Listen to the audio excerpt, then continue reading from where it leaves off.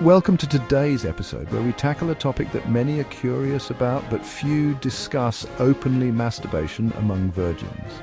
Now you might be thinking, Dr. Phil, virgins masturbation, isn't that a contradiction? Well, let me tell you, it's more common than you might think, and it's a subject shrouded in secrecy, shame and misinformation. We'll explore why it's common, the misconceptions surrounding it, and the potential consequences. We're going to dive deep into this issue, no holds barred, because you deserve the truth and you deserve to make informed decisions about your body and your life. Now, some folks think masturbation is a solitary activity, something you do by yourself with yourself. But let me tell you, that ain't always the case.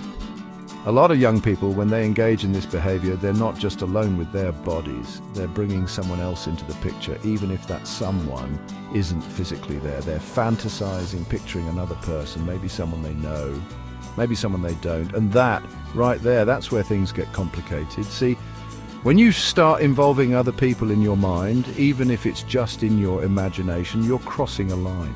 You're creating a connection, a bond that isn't real, and that can have consequences down the line. You start blurring the lines between fantasy and reality, and that can mess with your head, your heart, and your relationships. Now, I'm going to talk specifically to the ladies for a second. I know you're curious, you're exploring your bodies, and that's natural.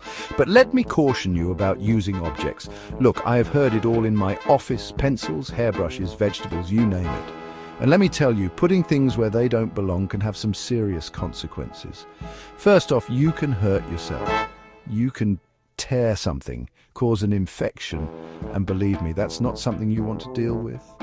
But it goes beyond the physical. When you start putting things inside yourself, you're messing with something sacred. You're risking your future fertility, your ability to have a healthy sex life with your partner down the line. Here's a hard truth: masturbation can actually make it harder to enjoy sex later on. Now, I know what you're thinking. Dr. Phil, that doesn't make sense, but hear me out. When you masturbate, you're essentially training your body to respond to a certain type of stimulation, a very specific kind of touch, and that can make it difficult to adjust to a partner's touch, to the way they feel, the way they move. It's like learning to play the piano on a toy keyboard and then expecting to sit down at a concert grand and sound like Mozart. It just doesn't work that way. You can end up feeling frustrated, inadequate, like something's wrong with you, and that can put a real strain on your relationship. Now, gentlemen, this one's for you. I've seen countless men in my office struggling with premature ejaculation, and let me tell you, it's a real blow to the ego. You feel like less of a man, and it can create a lot of tension in the bedroom, and you know what I found. In many cases, excessive masturbation is a contributing factor. See, when you're by yourself, you're often focused on getting to the finish line as fast as possible. You develop a pattern, a habit of rushing things, and then when you're with a partner, it's hard to break that pattern. You're so used to going at a certain speed that you can't slow down and enjoy the moment. Now, on the flip side of that coin, we have delayed ejaculation. And this can be just as frustrating, if not more so, for both partners. You're intimate, you're connecting, but nothing's happening. And again, this can often be traced back to, you guessed it, masturbation habits. See, when you're by yourself, you're in control. You can take your time, you can experiment, you can figure out exactly what works for you. But sometimes that involves a lot of rough handling, a lot of force, and that can desensitize you over time, making it harder to achieve orgasm through normal, healthy stimulation with a partner. This next one might sound a little out there, but trust me on this. I've seen it time and time again in my practice. When people engage in excessive masturbation, they often start having vivid sexual dreams. Dreams that feel incredibly real. And these dreams can be very disturbing, very unsettling. Now, some people might dismiss this as just a normal part of sexuality, but I believe there's something more to it. I believe that when you open yourself up to this kind of behavior, you're also opening yourself up to spiritual influences, to negative entities that can attach themselves to you and feed off your energy. Let's talk about the aftermath. How do you feel after you masturbate? Do you feel good, energized, fulfilled, or do you feel drained, dirty, empty, ashamed?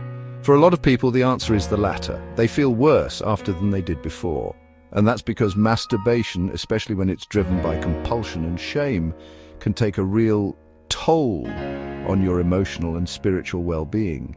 It can leave you feeling depleted, disconnected from yourself and from any sense of higher purpose. Here's the thing about masturbation.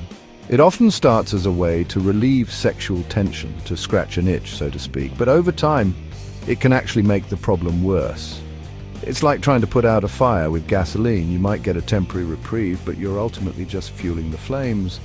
The more you engage in this behavior, the more you crave it, the more you need it to feel satisfied, and that can make it incredibly difficult to form healthy, fulfilling relationships with real people.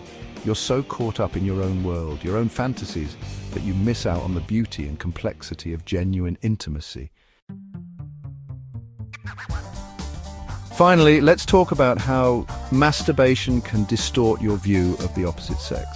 When you're constantly bombarded with unrealistic images, with perfect bodies and flawless performances, it's easy to develop a warped sense of what's normal, what's attainable. You start to see potential partners not as whole people with their own thoughts, feelings, and imperfections, but as objects, as vehicles for your own gratification. And that's a dangerous road to go down.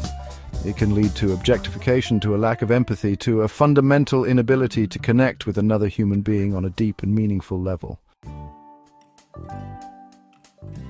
Look, I'm not here to shame anyone. I'm here to give you the facts, to help you understand the potential consequences of your actions.